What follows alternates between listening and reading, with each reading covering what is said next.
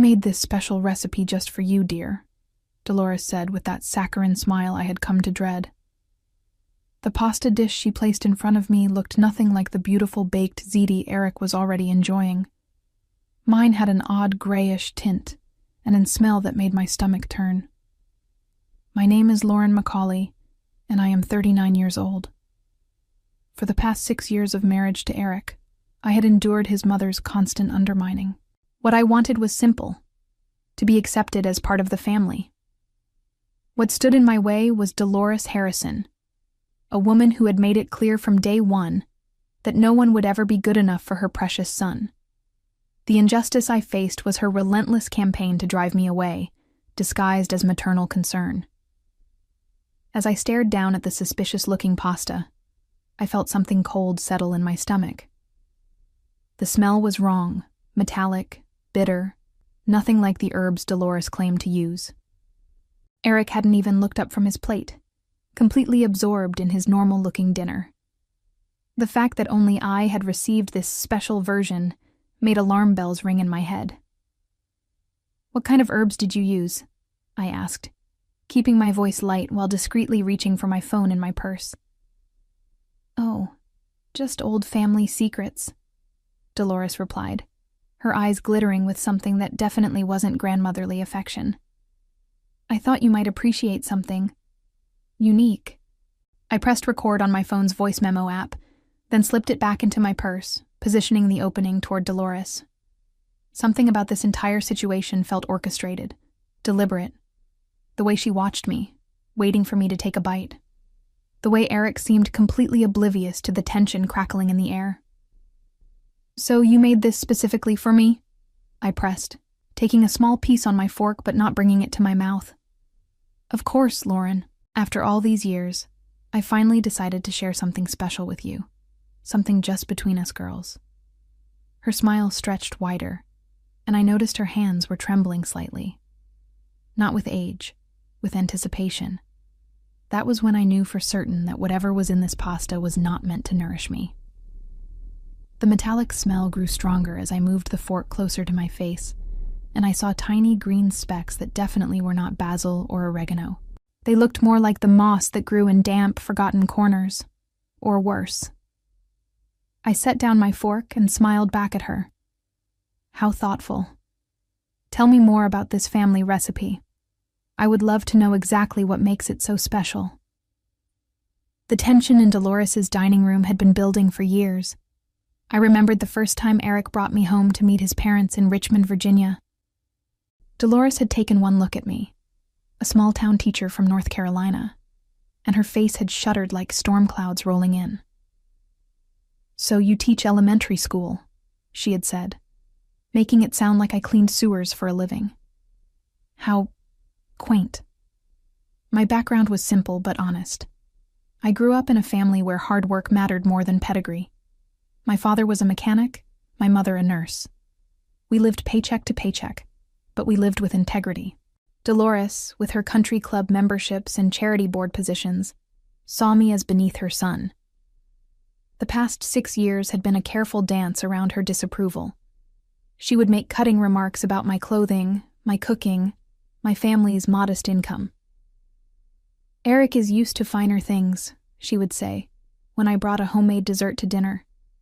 "Perhaps you should leave the entertaining to those with more experience." But Eric always defended her. "She doesn't mean anything by it," he would say afterward. "That's just how she talks." I began to suspect that he genuinely could not see his mother's cruelty, or perhaps he chose not to see it. The warning signs had been escalating lately. Last month, Dolores had accidentally served me a drink that made me violently ill while everyone else stayed perfectly healthy. The month before, she had offered me homemade cookies that tasted strongly of soap. Each time, she played innocent. "Oh my, perhaps the milk was turning." Or, "I must have confused the vanilla with the dish soap. Silly me." Now, as I sat staring at this suspicious pasta dish, I realized Dolores had finally crossed a line she could not uncross. The green specks scattered throughout looked like nothing from any herb garden. They had an artificial quality, almost crystalline, When I leaned closer, pretending to inhale the aroma, the metallic smell was overwhelming. "This looks so different from Eric's dish," I observed, gesturing toward my husband's normal-looking baked ziti. "What makes mine special?" "Oh, Eric has such a sensitive stomach," Dolores said quickly. "I thought you might enjoy something with more robust flavors. You always seem so adventurous." The recording was still running in my purse. I needed her to be more specific, more incriminating. I picked up my fork again and pretended to examine the pasta closely. "These green pieces, are they a special herb? I have never seen anything quite like them." Dolores's eyes lit up with unmistakable malice. "Let's just say they will give you an experience you will never forget." That was the moment I knew with absolute certainty that Dolores was trying to poison me. The way she said those words, "an experience you will never forget," combined with that predatory gleam in her eyes, sent ice through my veins. This was not an accident or a misunderstanding. This was attempted murder. I felt the world shift around me as the full reality hit. My mother-in-law, the woman who had baked Eric birthday cakes and kissed his scraped knees, was sitting across from me hoping to watch me suffer. The realization was so shocking that for a moment I could not speak. "What kind of experience?" I managed, still recording. "Oh, you will just have to trust me," she said, leaning forward expectantly. I put so much thought into this recipe. So much research. Eric finally looked up from his plate. "What are you two talking about?" "Nothing, sweetheart," Dolores said smoothly. "Just girl talk. Lauren was asking about my cooking techniques." I stared at my husband, really looked at him. His plate was clean, normal baked ziti with regular cheese and sauce. No green specks, no metallic smell. No special recipe that his mother had spent time researching. The contrast between our meals was stark and deliberate. "I need to use the restroom," I said, standing carefully. My legs felt unsteady, but I managed to walk normally to Dolores's powder room. Once inside with the door locked, I immediately called 911. 911, what is your emergency?" "I believe someone is trying to poison me," I whispered. "I am at my mother-in-law's house, and she served me food that smells wrong and has strange substances in it. She made comments suggesting it will give me an experience I will never forget." "Are you in immediate danger, ma'am?" "I have not eaten any of it yet, but she is expecting me to. I have a recording of her confirming she made this dish specifically for me with special ingredients." "What is your location?" I gave them the address and my name. The dispatcher told me officers were on their way and advised me to stay on the line. I quickly texted my friend Danielle, who worked for the Richmond Police Department. "Danielle, emergency, at Eric's mother's house. Think she is trying to poison me. Police coming. Can you check if anyone is available who knows me?" Then I flushed the toilet for effect and returned to the dining room. Dolores was practically vibrating with anticipation. "Feeling better, dear?" "Much better, thank you." I sat back down and picked up my fork again. "Before I try this wonderful creation, could you tell me exactly what those green things are? I want to savor every ingredient." Dolores's smile turned predatory. "They are special herbs I found in the woods behind the house. Quite rare. Most people cannot handle them. But I thought you might be tougher than most." My blood ran cold. Wild mushrooms or plants could be deadly. "Special herbs from the woods," I repeated slowly, making sure my phone caught every word. "And you found these yourself?" "Oh, yes," Dolores said proudly. "I spent weeks researching which ones would be perfect for you. I even tested them on some of the stray cats that come around the yard." My heart stopped. She had just confessed to testing potentially lethal substances on animals. The casual way she mentioned it, as if discussing the weather, made my skin crawl. This woman was not just vindictive. She was genuinely dangerous. Eric was obliviously scrolling through his phone, completely missing the horror unfolding at his own dinner table. I wondered how many other accidents Dolores had orchestrated over the years. How many people had gotten mysteriously sick after eating her cooking. The cats, I said carefully. What happened to them? Dolores waved her hand dismissively. Oh, they wandered off afterward, probably to sleep it off somewhere quiet. Sleep it off. Or die slowly and painfully where no one would find them. I felt nausea rising in my throat that had nothing to do with the contaminated food in front of me. Just then, I heard car doors slamming outside. Dolores frowned and moved toward the window. Who could that be? She muttered. Maybe package delivery? I suggested innocently. The doorbell rang, followed by firm knocking. Richmond Police Department. Dolores went white. She spun around to stare at me, and I saw the exact moment she realized what had happened. The fake sweetness drained from her face, replaced by raw fury. You called the police? She hissed. I certainly did, I said, standing up. After you confessed to putting unknown substances from the woods into food specifically prepared for me, and admitted to testing them on animals first. Eric finally looked up from his phone. What is going on? Your mother just tried to poison me, I said bluntly. That is ridiculous, he started. But then he looked at our 2 plates, his normal meal versus my suspicious concoction, and his expression began to change. The knocking grew more insistent. Ma'am, we need to speak with you. Dolores stood frozen, her hands shaking. I walked to the front door and opened it to find 2 uniformed officers and Danielle, who was off duty but had come anyway. Lauren, Danielle said, her face grim. Are you hurt? Not yet. I did not eat any of it. I gestured toward the dining room. The evidence is still on the table, and I have a recording of her confession.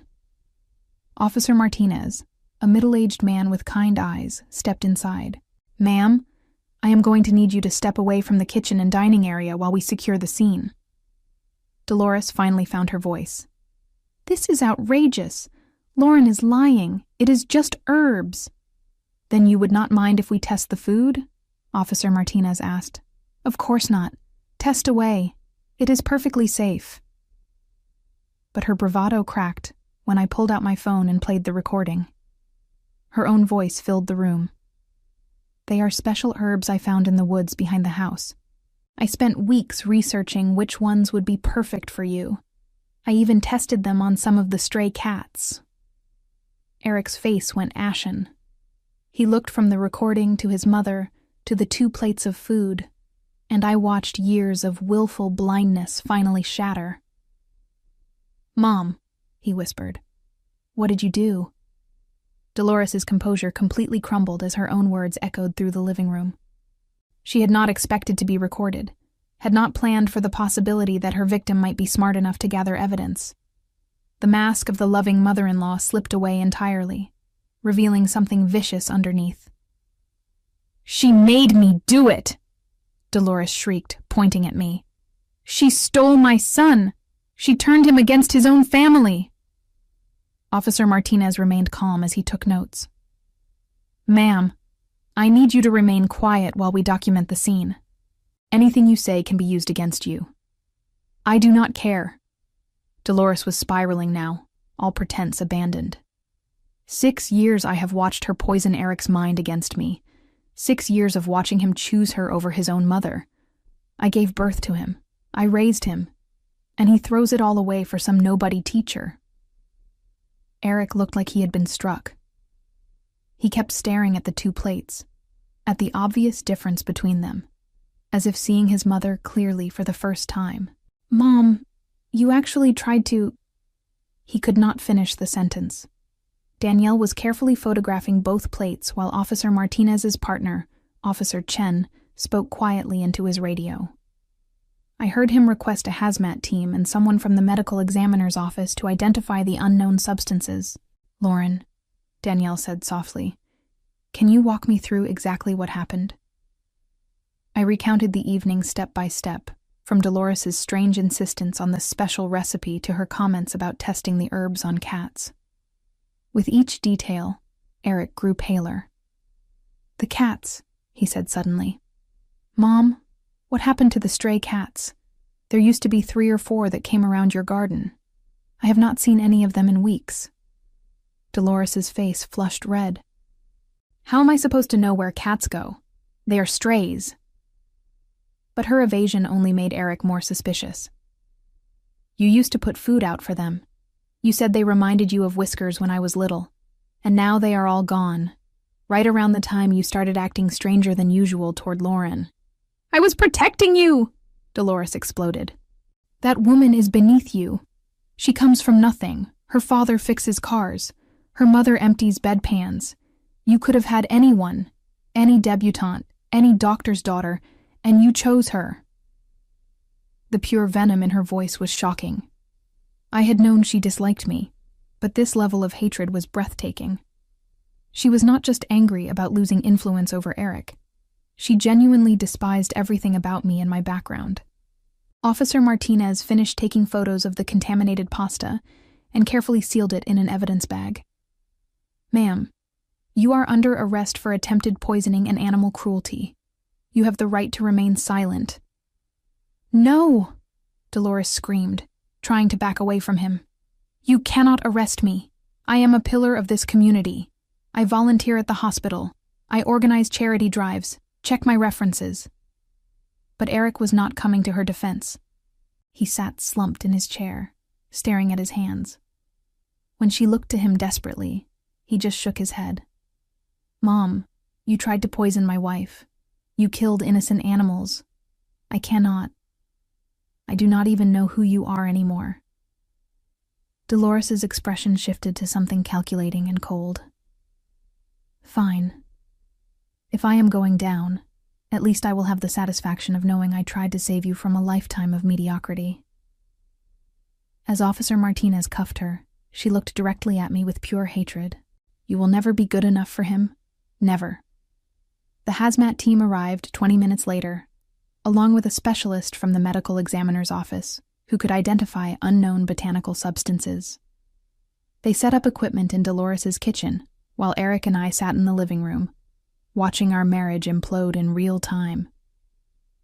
"I should have seen it," Eric kept saying. "The cat's disappearing, you getting sick after eating here, the way she always made you different food. God, Lauren, what kind of person does that make me?" I studied my husband's face, really looked at him. The shock was genuine. The horror was real. But so was 6 years of choosing to believe his mother's explanations instead of trusting his wife's concerns. I was not sure if our marriage could survive this revelation, not because of what Dolores had done, but because of what Eric had failed to see. Danielle came back from the kitchen where she had been observing the evidence collection. "Lauren, they found several different plant materials in your pasta. Some appear to be pokeweed berries, which can cause severe gastrointestinal distress, convulsions, and potentially death. Others they are still identifying." "Pokeweed," Eric repeated numbly. "We learned about that in Boy Scouts. It is highly toxic." Officer Chen's radio crackled, and I heard dispatch mention finding 3 deceased cats buried in Dolores's back garden. My stomach turned. She had not just tested the poison, she had perfected it. "How long has this been going on?" I asked Eric. The weird food, the strange comments, the way she always seemed to have accidents around me.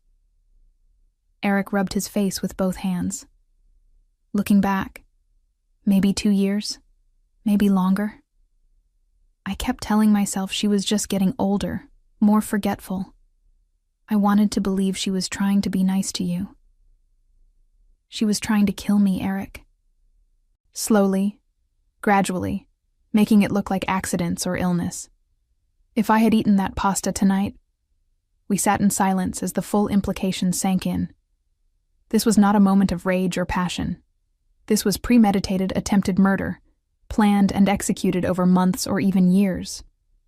The specialist emerged from the kitchen carrying several sealed containers. "Detective Walsh?" she called to Danielle. "You need to see this." Dear. We followed her into the kitchen, where she had laid out samples of various plants on sterile sheets.